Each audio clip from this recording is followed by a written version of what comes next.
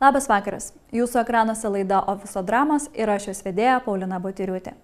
Nauji metai daugeliu yra laikas, kai keliame savo naujus tikslus, nusprendžiame pradėti iš naujo, savo pasakome, kad šiemet tai jau tikrai išeisime iš to nemylimo darbo, pradėsime savo veiklą, įgyvendinsime svajones.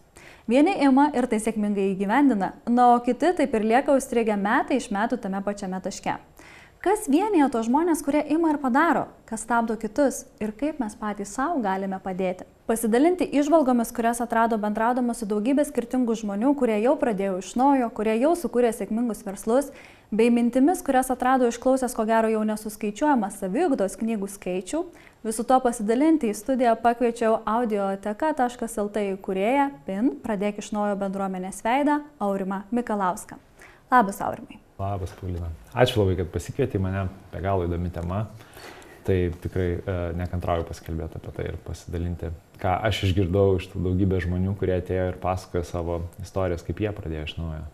Tai prieš pradedant dar tavęs noriu paklausti tavęs paties, kuo tau savirealizacijos, pašaukimo, saviugdos temos, kuo tau yra pačiam jos įdomios ir apie ką tau jos yra asmeniškai? Nu, man asmeniškai tai yra turbūt gyvenimo tema. Taip ir yra, tiesiog dėl to, kad aš gyvenau tokį gyvenimą, kur man atrodė, kad esu aplinkybių auka, žinai, kad visi aplinkui viską netaip daro ir mano gyvenimas netaip klostosi, bet aš pats už tai neprisiimu jokios atsakomybės. Man net nežinau, kad reikia, kad galima prisimti atsakomybę, man atrodė, kad visada tai yra, aš tiesiog esu kažkokiu aplinkybių auka. Ir audio knygų dėka, man įvyko savotiškas toks pabudimas, aš nevadinčiau to dvasiniu pabudimu, ypatingai pirmaisiais metais, bet tiesiog toks suvokimas, kad jeigu man kažkas nepatinka su mano gyvenimu, tai aš galiu tai pakeisti. Ir galiu pradėti kažkokiais mažais žingsneliais, tai prasidėjo nuo paprasčiausio audio knygų klausimo ir tokio pažinimo kitų žmonių gyvenimo, pasaulio matymų ir integravimo to į savo gyvenimą. Aha, jeigu kažkas kitas gali taip pakeisti savo gyvenimą, tai gal ir aš galiu. Ir taip ir įvyko. Mano gyvenimas iš pradžių lėtai, paskui didesniais šuoliais pradėjo keistis ir iki šiol tai vyksta ir man tai labai patinka. Ir dabar man, kai aš matau kitus žmonės, kurie gyvena toj savotiškoj tokioj aukos būsenoj, kur atrodo nemėgsta savo darbo, nemėgsta, santykių, kuriuose yra, man tiesiog verda kraujas, kai aš matau ir kai žmonės tiesiog apie tai šneka, bumba, bet nieko dėl to nedaro ir tiesiog aš dalinuosi savo patirtimi ir kviečiu ir kitus pažvelgti po truputėlį į savo gyvenimą ir pagalvoti, gal visgi aš pats kažką galiu padaryti, kad mano gyvenimas pasikeistų. Sakai, kad ir klausai kitų žmonių ir aš žinau, kad kai vedi PIN pokalbius, tenais labai mėgsta pažvelgti giliau ir paieškoti sąsajų dabarties su vaikystės patirtim. Man labai įdomu, kokius vidinius įsitikinimų, patirčių, tikėjimo sistemų bendrumus pastebi tarp tų žmonių, kurie eina ir nueina į savo tikslą ir tarp tų, kurie visgi nenori prisimti tos atsakomybės už savo gyvenimą. Šiaip daug labai tikrai tų dalykų yra ir, žinai, toks, kai galvoju apie tai, atrodo, nuo ko reikėtų pradėti, kur svarbiausias. Turbūt, pirmas dalykas, tai būtent yra tas momentas suvokimo, kad tu pats esi atsakingas už tai, kas vyksta tavo gyvenime. Tu negali galbūt pakeisti švietimo sistemos, negali pakeisti kažkokių tokių didžiųjų valstybės sistemos ir panašiai, bet tu gali keisti tiek savo elgesį ir gali keisti savo reakciją į tai, kas vyksta. Tai turbūt vienas iš pirmų dalykų yra, ką labai svarbu suvokti. Kalbant konkrečiai apie tikslus, vienas iš turbūt svarbiausių momentų, toks galbūt neįprastas yra, nes daug kas kalba apie tai, kaip keltis tikslus, kaip čia juos išskaidyti, siekti, bet turbūt pagrindinis dalykas yra tas toks tikėjimas, kad tu iš tikrųjų gali pasiekti tą tikslą. Ir labai daug žmonių tai daro su tokia dvejone, kad tarsi gal kažkaip pavyks. Ir kai mes kalbame apie, tikslą, kuris yra 3 metų, 5 metų, ar galbūt tu tuo momentu neįsivaizduoji dar, kokia yra perspektyva to tikslo, kiek laiko tau užtruks tai pasiekti, Bet jeigu tu netiki, tu kažkurio momentu tiesiog sustosi greičiausiai, numesi, pabėgsi nuo to tikslo, nes trūksta tokio vidinio tikėjimo, kad tu tą gali pasiekti. Tai pas juos ir pas mane, kai kalbant apie audioteką, apie visą tą kūrimą, turbūt buvo tas vidinis gilus tikėjimas, kad aš atrasiu būdą. Nes tikrai buvo 3 metai labai sunkus, kai audioteka visiškai neaugo. Buvo ten, nežinau, turbūt 10-100 maksimum klientų, kurie naudodavo ir iš to tokios ateities kažkaip nebuvo galima išvelgti, bet man tiesiog viduje buvo tikėjimas, kad aš atrasiu kažkokį tai būdą ir po 3 metų pavyko atrasti tą būdą. Bet tiesiog keičiant tai, kaip tu sieki to tikslo, kokius įrankius naudoji, bet neatsižadant tos savo pačios minties. Nes jeigu tu nebeturi tikėjimo, greičiausiai tau reikia į kitą pusę žiūrėti, kažkokį kitą tikslą išsikelti. Tai vienas dar dalykas. Kitas dalykas labai svarbu, man atrodo, ir ką aš pastebiu įsivertinti, tai kiek pasąmoniniai dalykai įtakoja tave. Ir būtent dėl to aš pačioje laidoje labai dažnai grįžtu į vaikystę, į kažkokius ankstyvosius metus, tą vadinamą pirminę socializaciją, dėl to, kad tuo metu susiformuoja mūsų tie minčių modeliai, kaip mes matom pasaulį, kuo mes tikim ir reikia peržvelgti tai, kas tuo metu susiformavo, nes greičiausiai tos tiesos, tie tikėjimai, tos nuostatos, kurios susiformavo ankstyvoje vaikystėje, jie šiandien nebėra teisingi. Tuo metu tu tuo tikėjai ir tau to reikėjo tam, kad tai tave greičiausiai apsaugotų nuo tų grėsmių, kurios buvo, kai tu buvai galbūt vaikas ar net ten prie mamos, vienaip reikėjo elgtis, prie tėčio, tu kažką turėdavai įrodyti, bet dabar, kai tu esi suaugęs žmogus, tu nebeturi niekam nieko įrodyti. Tu nebegali pasikliauti, kažkada tau vaikystėje pasakytų, kad, nežinau, tu nesi pakankamai protingas, nesi kūrybingas, nesi gražus. Tai visi šitie dalykai, jie tave veikia nesąmoningai ir labai svarbu grįžti prie tų nesąmoningų modelių ir po truputėlį pradėti juos keisti. Prisipažinsiu, tai yra labai sunkus darbas, iš tikrųjų labai laikui imlus darbas, bet ir jis yra nesibaigiantis darbas, bet bent jau tu gali pažvelgti į tai, kas šiuo metu, kokie yra ribojimai, kokios yra nuostatos, įsitikinimai, kurie tave stabdo nuo to sekančio žingsnio, žinai, kurio tu negali žengti. Pavyzdžiui, jeigu tu galvoji, kad tu nesi kūrybingas ir tu jauti, kad tu esi toj srity, kur tau reikia kūrybinės tos energijos, bet tave pasąmoninė šita mintis nuolat stabdo, tu turi atrasti būdą per tai perlipti. Ar teisingai girdžiu, kad tas vienas iš tokių esminių ir yra skirtumų tarp tų žmonių, kurie eina ir nueina ir tų, kurie lieka užstrigę, tas įsisąmoninimas ir permąstymas tų dalykų, kuriuos mes darom automatu ir pasąmoniniu būdu, teisingai suprantu? Tikrai. Ir tai yra, galbūt aš netgi plačiau paimčiau, tai yra tas nuolatinis darbas, bet darbas būtent su savimi. Ne ką tu gali padaryti išoriškai, bet ką tu gali padaryti su savimi, kas tavyje riboja nuo kažkokių tų tikslų siekimo. Kitas dalykas labai svarbus yra ir ypatingai šiandieniniai visuomeniai yra dėmesio valdymas. Tai yra gebėjimas nukreipti savo dėmesį tinkamą linkme ir išlaikyti tą dėmesį tinkamą linkme. Ir toks labai paprastas dalykas, kas man padeda valdyti dėmesį, tai yra klausimai. Klausimai, jeigu tu iškeli gerą klausimą, jis į tave tada nukreipia tinkamą linkme. Pavyzdys, tarkim, kaip aš galiu, nežinau, tiem, kas galbūt turi kažkokį tai mažą verslą, vysto pardavimus. Ir jeigu tu užduodi klausimą, kurį tu nuolat suksi galvoje, kodėl mano verslas neauga, arba, sakykime, kodėl man taip nesiseka, tu greičiausiai nesąmoningai gausi labai kažkokį banalų atsakymą, nes tu tingi, nes tu esi nevykėlis, nes kažkokia pasąmoninė programa, kurią tu gavai vaikystėje, iškils kaip atsakymas į tokį klausimą. Bet jeigu tu galvoje suki klausimą, kaip aš galiu šiemet padvigubinti savo pardavimus, kaip aš galiu per artimiausias 2 savaitės padvigubinti pardavimus, netgi tokį gali išsikelti, tada tu nesąmoningai ieškai atsakymo į tą klausimą. Tai vėlgi mes grįžtam prie tų pačių pasąmoninių programų ir yra tikrai labai nuostabių būdų, kaip galima su tuo dirbti, netgi pasitelkiant tas pačias pasąmoninės programas ir savo pasąmonės galią, taip supaprastinant. Jau iš pradžių paminėjai, kai išklausė apie kitus žmonės, paminėjai ir savo tą sunkų laikotarpį 3 metų, kaip ir šioje vietoje tikrai nebūtų teisinga kalbėti tik apie kitus, nes žinau, kad tikrai ir tu pradėjai iš naujo, iškeitęs IT sritį, pelningą IT sritį, audioteka.lt verslą. Ir šiandien prisipažinsiu, kai žvelgiu į tai, ką tu darai, aš matau sėkmingą verslą, augančią apin bendruomenę, daugybę Instagram sekėjų. Ir tikiu, kad tiek man, tiek galbūt daugeliu kitų žmonių taip ir norisi pasakyti, eina savo, kaip Aurimui dabar gerai, kaip jam pasisekė. Bet žinau, kad iš šitų dalykų tikrai slepiasi labai daug darbo ir neretu atveju labai mažai sėkmės. Ar galėtum truputį daugiau papasakot būtent apie tuos 3 metus, kuriuos, sakai, tikrai turėjau sunkų laikotarpį ir kokie ar tie klausimai, ar tas darbas su savim, kas tau padėjo, kokį kelią tu turėjai nueiti iki to rezultato, kurį šiandien matom? Jeigu reikėtų pasakyti, kur man pasisekė, žinai, turbūt aš taip vienu dalyku įvardinčiau, kad man pasisekė, kad aš pats atradau audio knygas. 2008 metais, labai gerai atsimenu, man buvo tuo metu, taip tiksliau 2009-2008 buvo mano tinklalaidžio atradimo metai, 2009 metais, kai gimė mano sūnus, aš atradau audio knygas ir tiesiog stumdamas vežimėlėje sūnų miegantį, o tai darydavau kokias 3 valandas per dieną, aš pradėjau klausyti audio knygų.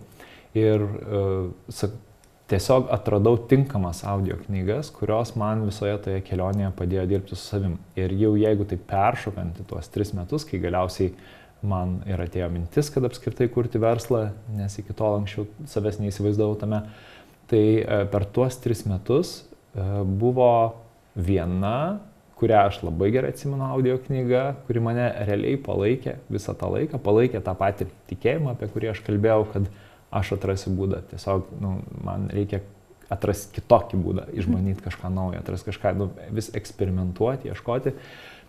Palaikė motivaciją, nes tai irgi svarbu, net jeigu tu žinai tą savo tikslą, kartais motivacija tikrai rankos nusvyra.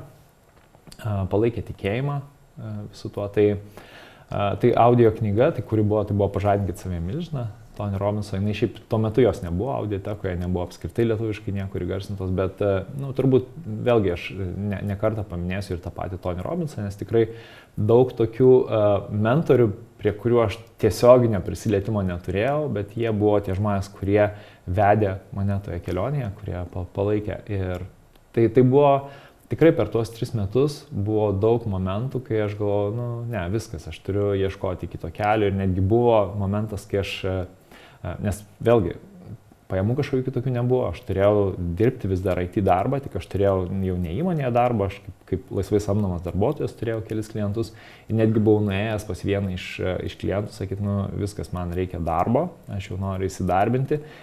Ir turėjau darbo pokalbį, aptariam sąlygas ir aš labai gerai atsimenu, kai aš grįžtu namo po to pokalbio, dar nepasirašęs jokių sutarčių, nieko ir taip galvoju, gerai, tai dabar jeigu aš pradėsiu, aš turėsiu ateinančius 3 metus, 5 metus dirbti šitoje kompanijoje nuo 9 iki 5 ir numesti į savo idėją ir man ta mintis, aš ją taip giliai įsileidau, pabandžiau, save įsivaizduotame ir supratau, kad tai yra baisu. Aš negaliu savęs tuo metu matyti, tiesiog aš grįžtu, atrodo didžiulį šuolį atgal darau ir aš tame savęs tiesiog nebematau.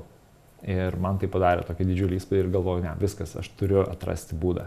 Ir tada prasidėjo ir webinarai, aš daug rimčiau pradėjau su naujienlaiškiais dirbti ir tada viskas įsivažiavo. Bet kalbėjau apie tos būdus, ieškojai būdų, kaip savo idėją toliau vystyti, bet man dar įdomu šitoj vietoje, kai esu girdėjus apie pasidalimą tokį apie pačius startuolius, kad jie suklumpa ne pradžioje to proceso, bet procesui gerokai įsibėgėjus. Tai jau 3 metai tai yra toks ilgas laiko tarpas ir suklumpa žmonės tada, kai jautiesi labai pavargęs, nes labai daug dirbai, pinigų nebeturi, nes viskas jau yra suinvestuota ir kad tai pradės nešti pinigus, jokios garantijos nėra, kad tai, ką kuri, pradės nešti pinigus. Ir man šis jausmas panašus yra pažįstamas ir aš tuo metu, kai buvau pati panašiam taške, klausiau tavo vieną iš interviu apie audioteka.lt verslo pradžią. Ir ten irgi girdėjau panašius pasidalėjimus, kad ir tau buvo tas laikas, toksai, kai čia gal sutampa su tuo laiku, kada ėjai ieškoti darbo kitur. Bet visgi tave į priekį vedė tas kažkoks vidinis tikėjimas, kad viskas bus gerai. Ir čia, kai klausai, jo, kaip ir viskas bus gerai, kaip mums žmonės ir pasako, viskas bus gerai, bet tai kažkaip, sunku pasakyti, kad tai padeda. Ar galėtum papasakoti būtent apie šitą laiką plačiau truputėlį, kad būtų galima lengviau suprasti ir savo pritaikyti? Tai ar tu kažkokius klausimus savo uždavėjai, ar tiesiog ta mintis viskas bus gerai ir ėjau daryti, kur rasti jėgų būtent šitam periode? Tai vėlgi grįšiu prie tos pačios audio knygos ir aš taip negaliu net nupasakoti, nes jinai yra didelė ir tiesiog tos audio knygos dėka aš dirbdavau su savimi. Ten yra netgi konkrečios užduotis, kur turi grįžti ir tarkim, susidėlioti savo viziją, tai ko tu iš tikrųjų nori ir tu grįžti vėl prie tos pačios vizijos, vėl vizualizuoji. Tai yra tas darbas, žinai, su savim, kur tu turi visgi skirti laiko, pabūti toje būsenoje, ką reikš tau, kai tu iš tikrųjų pasieksi tai, ko tu nori pasiekti, kai tu galėsi pilnai atsiduoti tam savo darbui, kuris tave labai įkvepia, kuris tave motyvuoja. Tai čia turbūt vienas iš tokių momentų yra būtent pabuvimas toje būsenoje. Kitas dalykas yra konkrečių tikslų kėlimasis, dėmesio nukreipimas, tų pačių klausimų pagalba. Tai vėlgi aš tiesiog eidavau, užsiduodavau savo klausimus, aš juos netgi raštu užsirašydavau, kaip aš galiu, aišku, žinai, dabar man, kai aš suprantu, į ką audioteka jau dabar yra išaugusi, tuo metu tie klausimai man dabar jau skambėtų juokingai, žinai, nes kai tu turi 100 klientų ir nori padvigubinti iki 200 klientų, tai tuo metu atrodo, tai yra milžiniškas tikslas ir jį sunku pasiekti ir net kai rašai tokį klausimą, dar rašai tu drebančiom rankom, nes atrodo, tai yra nepasiekiama. Bet būtent tie klausimai padėjo, žinai, tokį šuolį padaryti, nes kai tu galvoji, okay, kaip man paaugti ten 5%, 5-10%, tai tu mastai, kad tarsi tau reikėtų šiek tiek daugiau daryti to, ką tu jau darai. Bet kai tu pradedi galvoti, gerai, man reikia net 200%, galbūt 5 kartus, galbūt 10 kartų, okay, jeigu aš tiesiog tęsiu tai, ką jau darau dabar, to nebus. Aš tada turiu ieškoti kažkokio tai visiškai kito būdo, išbandyti kažką. Ir vienas iš tų būdų, ką aš šiek tiek trumpai buvau paminėjęs, buvo webinarai, kas buvo iš tikrųjų labai įdomus procesas dėl to, kad pareikalavo daugybės naujų įgūdžių. Taip atrodo, kad webinarą padarysi, kas iš to, bet iš tikrųjų tai reikalavo visų pirma labai didžiulio dėmesio pasiruošimui. Ir tada aš grįšiu vėl prie vienos audio knygos, šios dar neminėjau, yra tik vienas dalykas tokia knyga. Ir aš tuo metu, kai supratau, kad gerai, mano vienas dalykas šiuo metu yra sukurti webinarą, kurio tikslas būtų stipriai paauginti klientų skaičių. Aš susiradau žmogų, galiu paminėti Russell Brunsoną, kuris pasakoja apie tai, kaip kurti tokius webinarus, kurie būtent orientuoti yra didžiulį tokį augimą.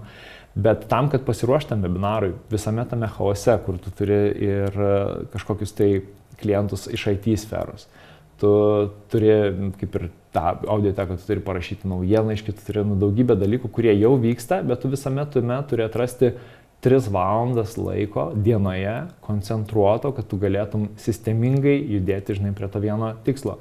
Ir aš puikiai atsimenu, kad tada aš pradėjau taikyti vieną iš tam audio knygui tik vienas dalykas išmoktų dalykų, pamokų, suskaidyti savo dieną į 2 dalis. Ir tai atrodo teoriškai paprasta, praktiškai tai yra ganėtinai sudėtinga, bet tu tiesiog pusę savo dienos, sakai viskas, aš skirsiu jos webinaro paruošimui ir labai disciplinuoji save, atsisėdi. Čia yra tas laikas, išsijungi telefoną, išsijungi visus pranešimus, kad tau niekas netrukdytų, niekas negalėtų prisiskambinti, svarbiausiam žmonėm praneši, kad tuo metu tu dirbi prie svarbiausio tikslo.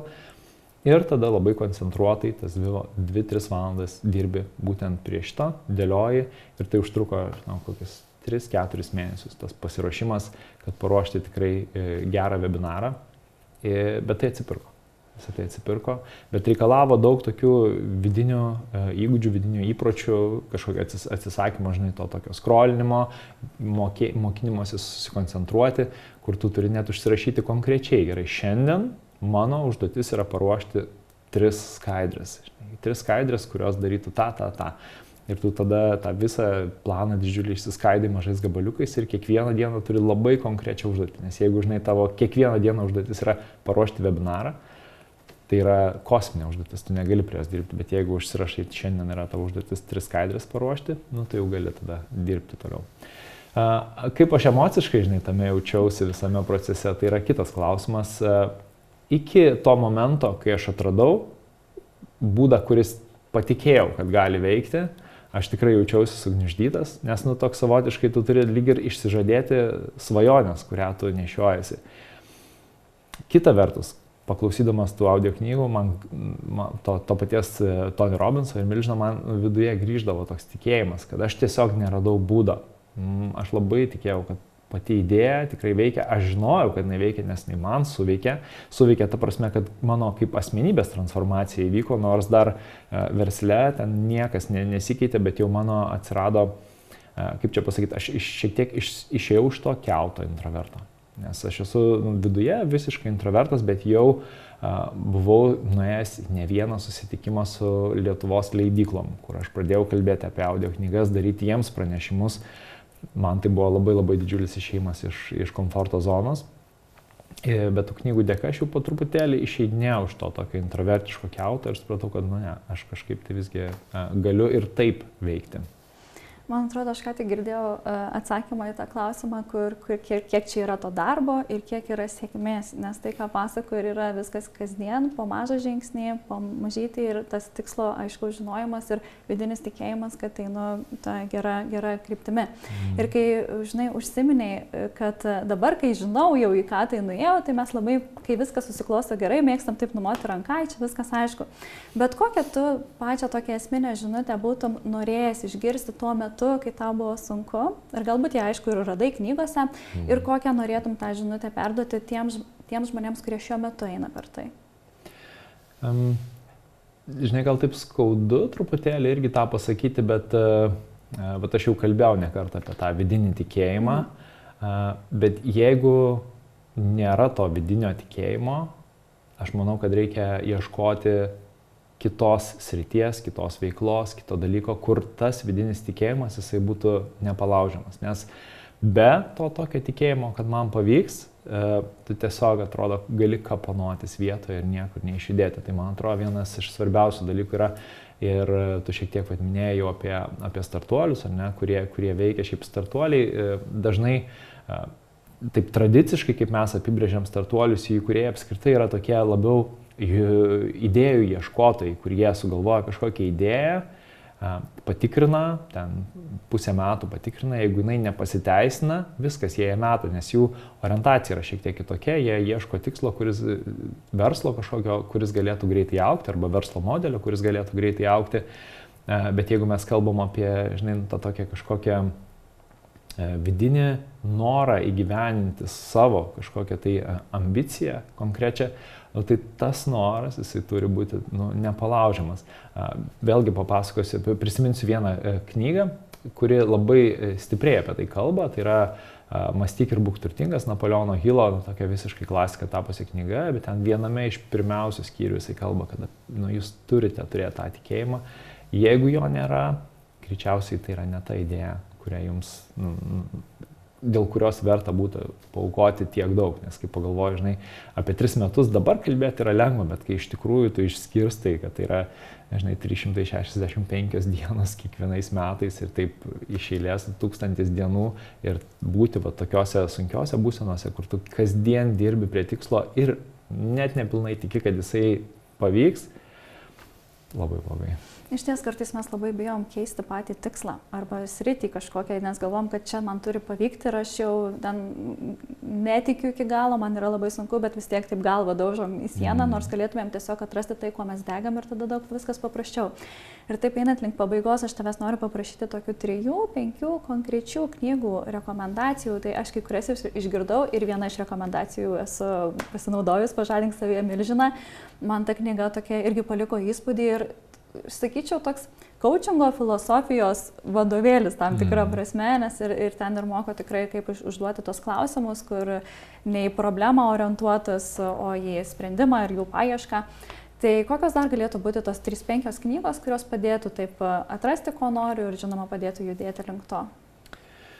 Viena iš knygų, nes aš jau kalbėjau nemažai apie pasąmoninius dalykus, kurie vyksta, jinai tokia gal atrodytų primityvi, bet tiem, kas galbūt nesate dar su ta asmenybės tobulėjimo saviugda labai susidūrę, turbūt Joseph Murphy Jūsų pasąmonės galia, tikrai viena iš knygų, kuri man padėjo labai anksti visoje toje kelionėje šiek tiek irgi pamatyti, kas vyksta mūsų pasąmonėje, kiek daug įtakos turi pasąmonė. Jeigu kalbėti apie tą perėjimą iš mąstymo, kad aplinka yra atsakinga už tai, kas vyksta su mano gyvenimu, į tai, kad visgi aš pats galiu kurti savo gyvenimą, tai parekomenduosiu knygą Stepheno Covey 7 efektyviai veikiančių žmonių įpročiai. Labai techninių pavadinimų skambanti knyga, bet iš tiesų paliečia labai daug temų, pradedant būtent nuo to, kas apskritai yra pasaulėžiūra ir kaip mes galim turėti skirtingus pasaulio matymus, kaip vienas žmogus turi vienokį matymą, kitas kitokį, kaip mes turim išmokti priimti tai ir keisti savo pasaulio matymą ir suvokti, kad tai, kaip mums atrodo pasaulis, tai nėra iš tikrųjų kažkokia objektyvi tiesa. Tai yra tiesiog mūsų susikurta realybė, kuri buvo suformuota visų tų patirčių, kurias mes turėjome vaikystėje, kaip mūsų tėvai auklėjo, kaip mūsų galbūt kažkokie draugai paveikė ir panašiai. Tai pradedant nuo to ir paskui pereinant jau konkrečiai į savo vizijos susikūrimą, suvokimą, kad tu pats gali iš tikrųjų įgyvendinti tą viziją, į tą tokį proaktyvumo perėjimą, kur tu pats imiesi iniciatyvos. Ir ta knyga paskui išsiplečia labiau ir į tokį darbą su kitais žmonėmis, bet man atrodo kalbant apie 7 efektyviai veikiančių žmonių įpročius, tai pirmi 3 yra patys svarbiausi būtent tavo vidinės asmenybės tobulėjimui. Ir 7 tai yra toks atsinaujinimo įprotis, jis yra svarbus visuminiškai. Tai kaip minėjau, kad man pasisekė labiausiai pačioje pradžioje, kai aš atradau audio knygas, tai dėl ko pasisekė? Dėl to, kad aš atradau įrankį, kuris kiekvieną dieną gali man padėti padaryti, tą mažą kažkokį pokytį, 1% pokytį, kuris ilgoj perspektyvoj iš tikrųjų padaro labai didžiulį pokytį mano gyvenime. Tai dėl to tas nuolatinio atsinaujinimo įprotis ir gebėjimas tą daryti tiesiog vairuojant, vaikštant į darbą, man buvo stebuklas, kurį aš ir nešu toliau ir visiems apie tai pasakoju, dėl to, kad tikrai taip yra. Na ir pabaigai, taip, nujaučiu atsakymą, bet vis tiek labai noriu iš tavęs jį išgirsti, kai šiandien jau žinai, kur nuėjo audioteka. Tai aš tavęs noriu paklausti, ar buvo verta ir ką tau kaip asmenybei tai davė, ką tau kaip asmenybei davė? Taip, tikrai buvo verta. Man tai buvo ir vis dar yra didžiulio augimo kelionė, dėl to, kad audioteka, jinai nėra, kažkoks labai didžiulis verslas ir aš net ir nenoriu, aišku, kad tai išaugtų į kažkokį labai didelį verslą, bet tai yra ta aplinka, kur visų pirma aš jaučiu visišką realizaciją savęs, kur aš jaučiuosi, kaip aš įvardyju, esantis teisingame kelyje, kur jaučiu darną su savim kiekvieną dieną, mes darbe labai daug laiko praleidžiam ir kai tu dirbdamas gali jausti, tą tokį pilnatvės jausmą, nes dirbti nėra visada lengva, nes kalbant apie ten mylimą veiklą, žmonės dažnai supainioja ir galvoja, kad jeigu mylima veikla, tai aš jau tenai, visą laiką euforijai būsiu. Ne, taip nėra. Bet tai, dėl ko aš tai darau, man tiesiog tampa žymiai svarbiau ir tada visus tuos sunkius momentus man nėra sunku pergyventi, dėl to, kad aš jaučiu, kad tai, ką aš darau, yra svarbu. Ir tą jaučiu ne išoriškai, jaučiu viduje. Tiesiog tokį visišką pilnatvės jausmą tame. Kaip gražiai jaučiu, dėl ko tai darau ir tai jaučiu ne išoriškai, o viduje. Ačiū tau labai už pokalbį. Šiandien tai buvo viskas, ką mes kartu su Auriumi spėjome jums papasakoti. Susitikime kitoje laidoje, kurioje kalbėsime apie emocinį ir psichologinį smurtą bei mobbingą darbe. Iki.